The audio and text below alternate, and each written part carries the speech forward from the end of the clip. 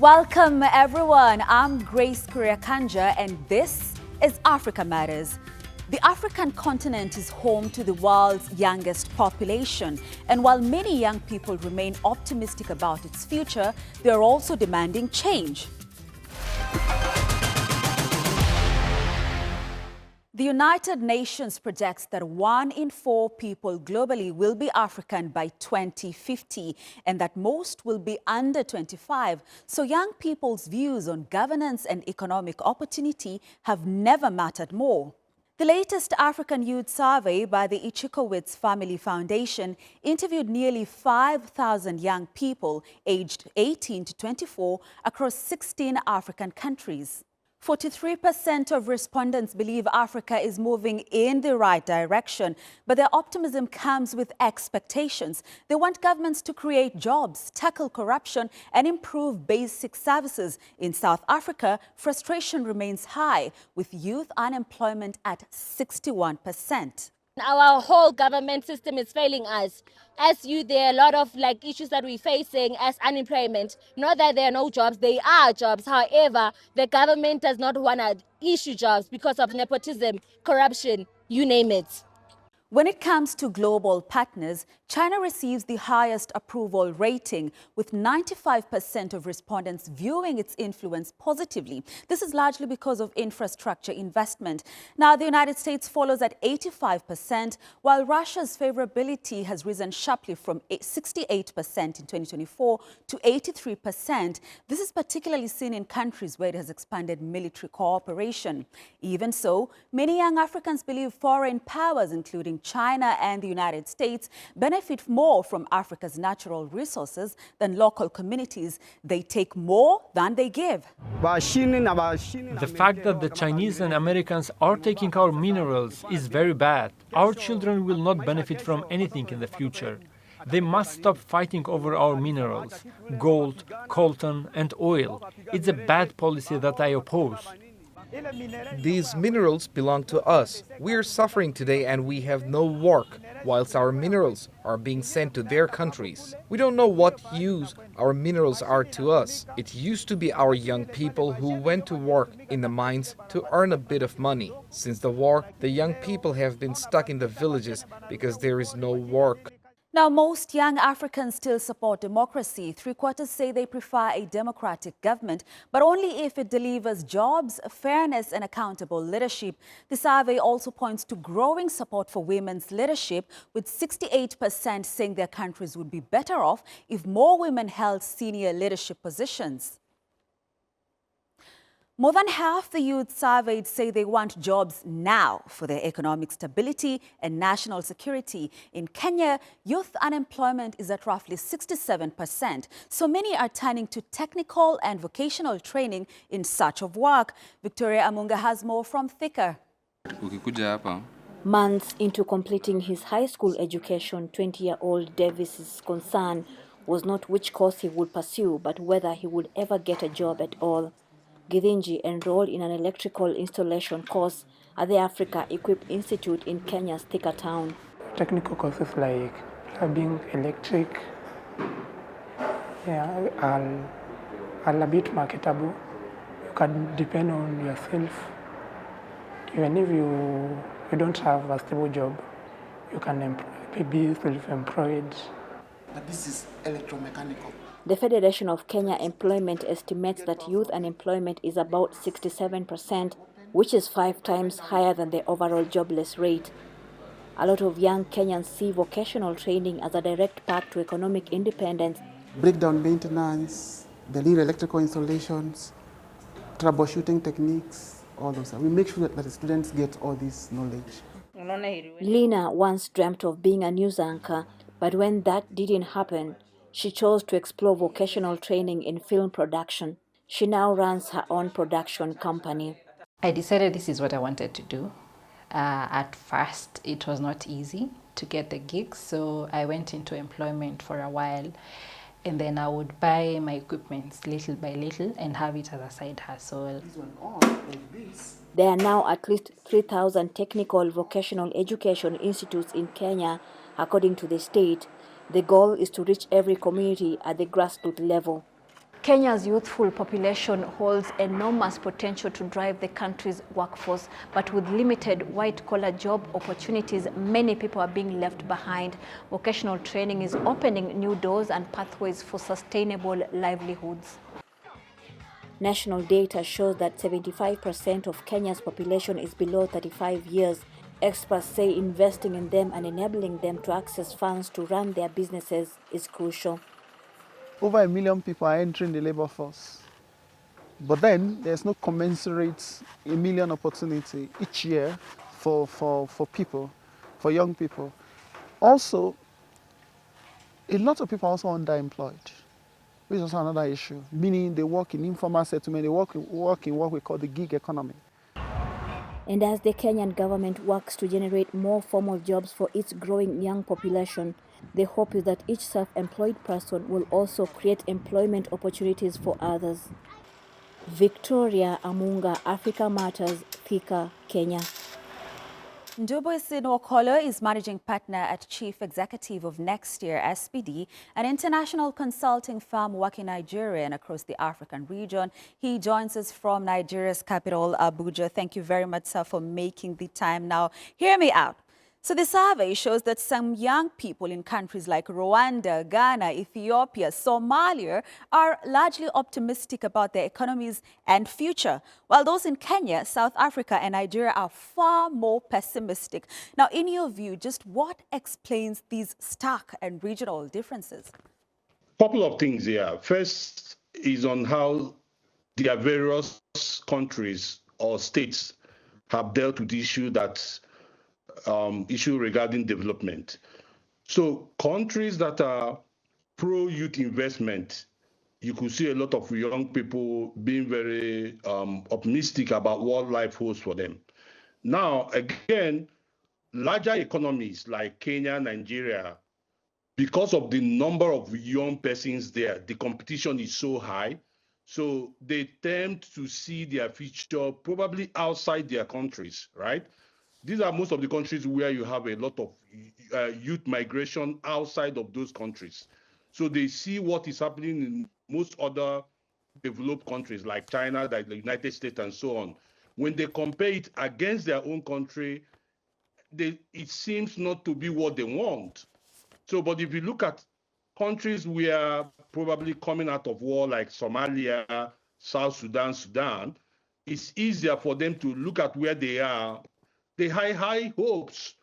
For countries where they tend to think their country should have been better than where they are today.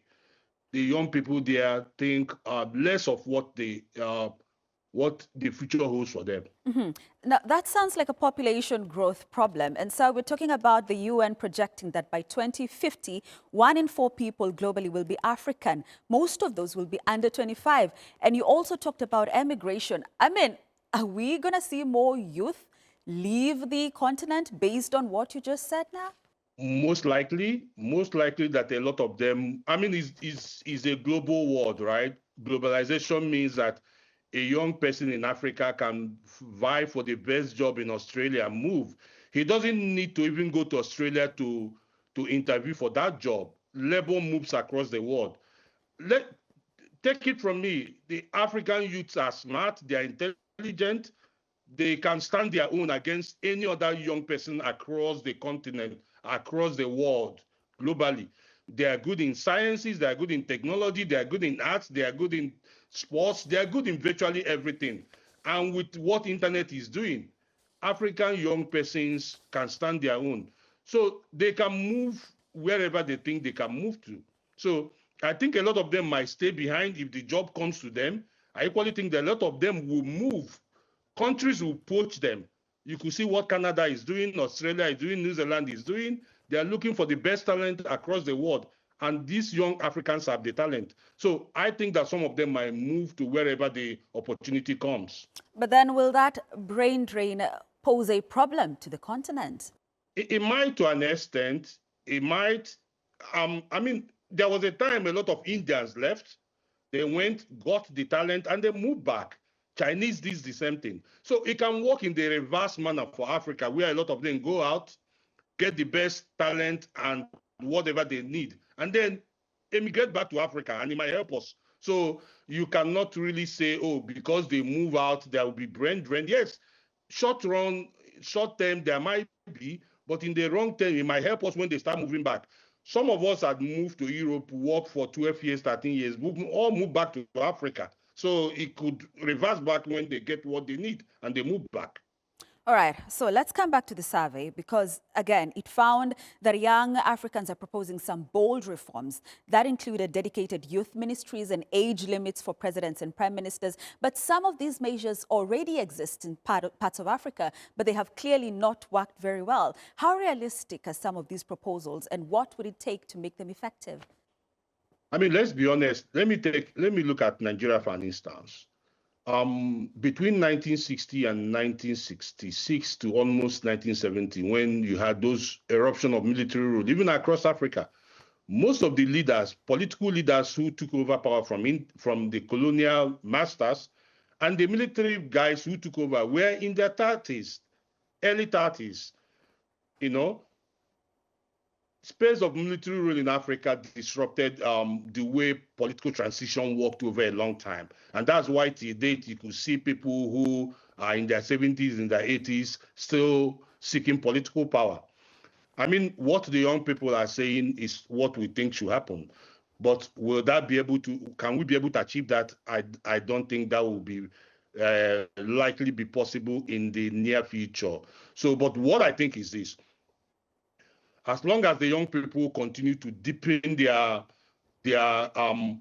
development in the area of science and technology, begin to get into private investment, businesses, and so on from the private sector, it will come to a time where it will help them to move into the public sector and political space and start taking over power from the people who they consider to be the old folks who have been there over time. But because they do not really have the financial wealth, the financial power to be able to displace these guys in a short time for now, it will take a bit while, 20, 30 years, for some of those ideas to begin to come to begin to come to fulfillment. Mm-hmm. So for now, they should put more of their energy in developing themselves, especially in the area of science and technology, investment and business opportunities. That might be how they can cross over to start looking for political power. Okay. All right, let's switch gears and talk about international influence now, because there are some interesting findings from the survey. China received the highest approval rating among young Africans. 95% view its influence positively. The US stands at 85%. Why do you think China continues to outperform other global powers in the eyes of young Africans? I'm not surprised about the data. I'm not surprised that the survey came out that way because of a lot of things. China's influence in Africa is growing by the day. The economic opportunity they are bringing in, look at their Roll and Belt initiative, where they are helping most African countries in construction of roads, buildings, and so on. The young people see that, right? And then again, China is offering a lot of education opportunity to a lot of African scholars and young persons. So these scholars, when they go to China and study, they come back, they are beginning to influence the way a lot of young people think about China. Now, when these young people equally, of course, the power of internet is there. They see what is happening in China, how China have lifted almost 120 million people out of poverty. And every day they're lifting people out of poverty. Look at their things they're doing in innovation, in development, in science and technology. They see all these things. So China, to them, China is how a country should work. However, when it comes to the United States, they equally know that United States offers opportunity when it comes to good governance, democracy, and so on, right? But for United States, it's not a place where they can easily migrate to.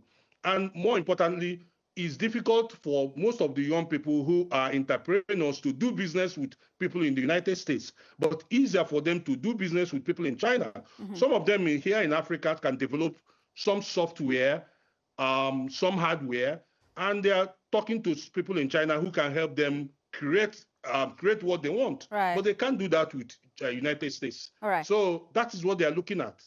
Okay, as we wind up in less than a minute, sir, we have to talk about U.S. President Donald Trump because, interestingly, about 2/3 of young Africans are optimistic about his leadership, but have also worried that the U.S. will disregard international laws to seize Africa's resources. We've had there from citizens in the DRC. How do you explain this seeming contradiction? Okay, for those of them who have that likeness for President Donald Trump, is about his boldness, the way he has taken a lot of decisions which they think they wish the leadership in their country do similar. But for for 1/3 who thinks no, they think less of what he does. They think less because of the opportunity the United States could offer to them, which is no longer there, especially with regards to issue of international development, where organizations like USAID are beginning not to function in their country. I mean, they see most of those things. They know that he has really disrupted the global flow and the way countries relate. So they see most of those things. But the most importantly, they think that they think highly of China because he offers them more economic opportunity. Then highly of the United States because of issues of freedom and democracy and governance. So they try to mix and match these things. They wish they can have the two together. Good economic opportunity and good freedom and democracy. They wish they can have the two. Right. Ndubisi Nwokolo, their managing partner and chief executive of Next Year SPD. Thank you very much for your time and for such valuable contribution. Still to come here on Africa Matters. I am Rollin Sikamam and I am reporting from Ghana's dying coastline. Here, livelihoods are being destroyed, forcing fishing communities into a desperate fight for survival.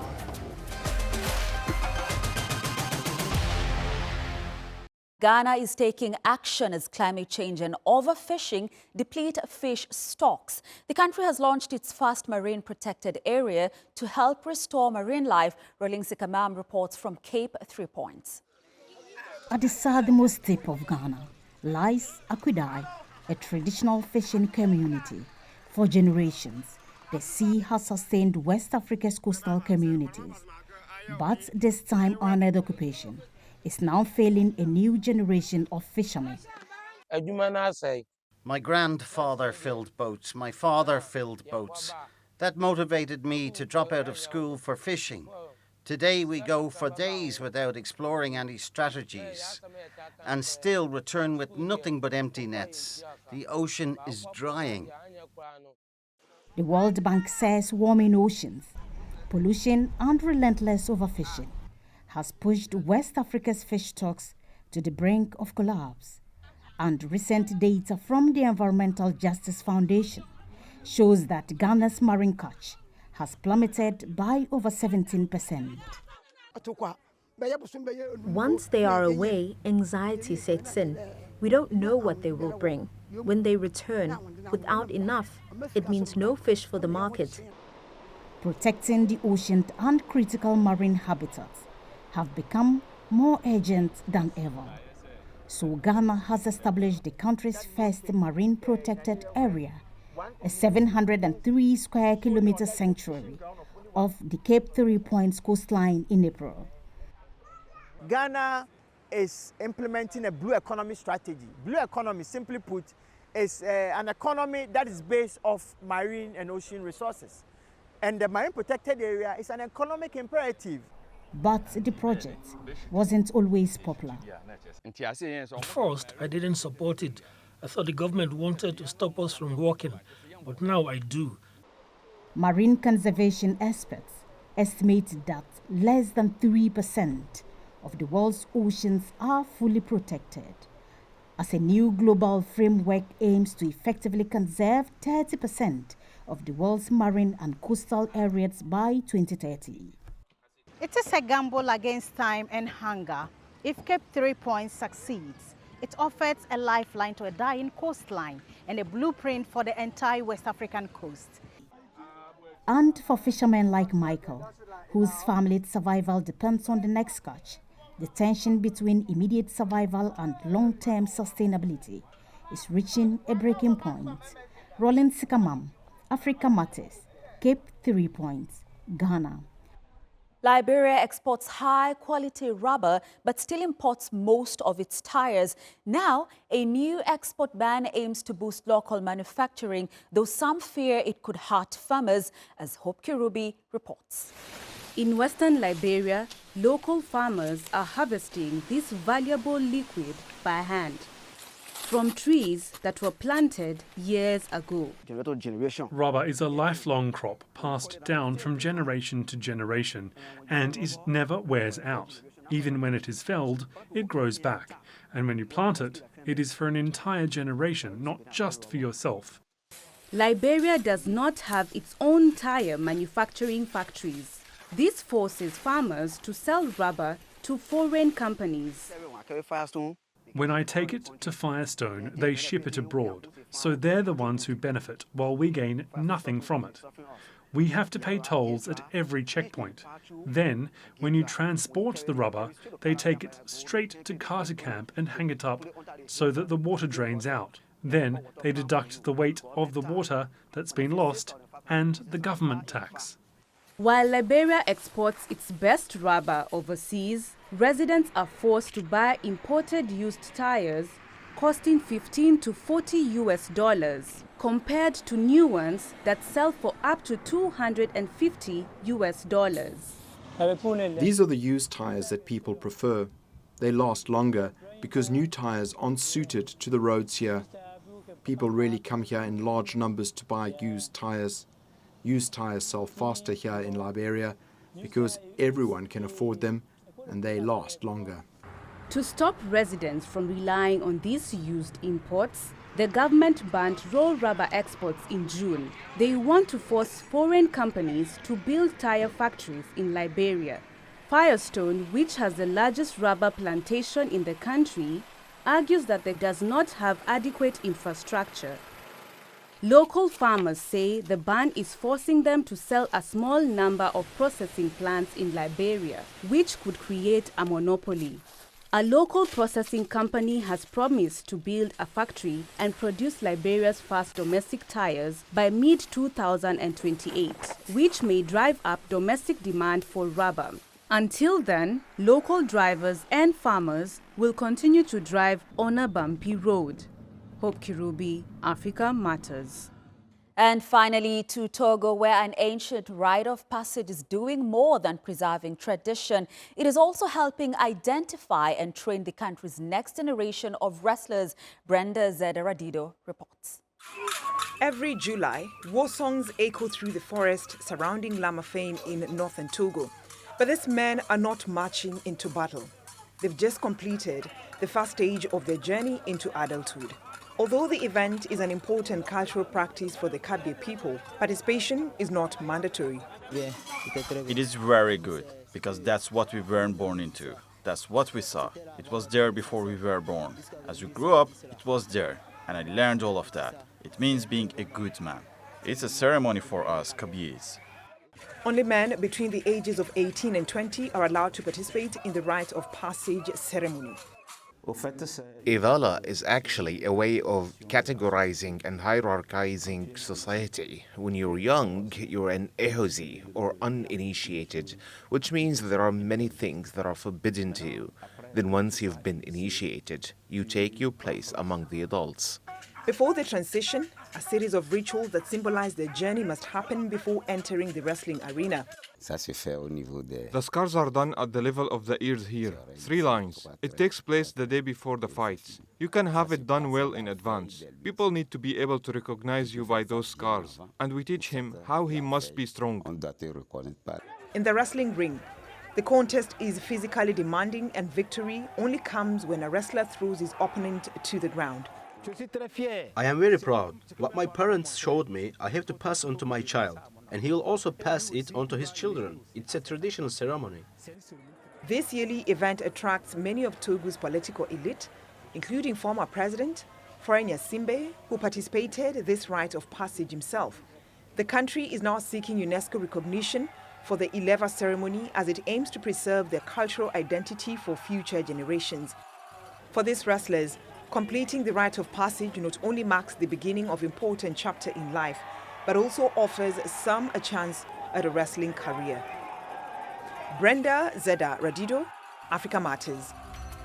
That's our show this week. We hope you enjoyed the conversation on the African Youth Survey and what it means for the continent's future. As always, we'd love to hear from you, so share your thoughts, questions, or story suggestions on our Africa Matters YouTube page or on X. From me, Grace Korea Kanja, it's goodbye.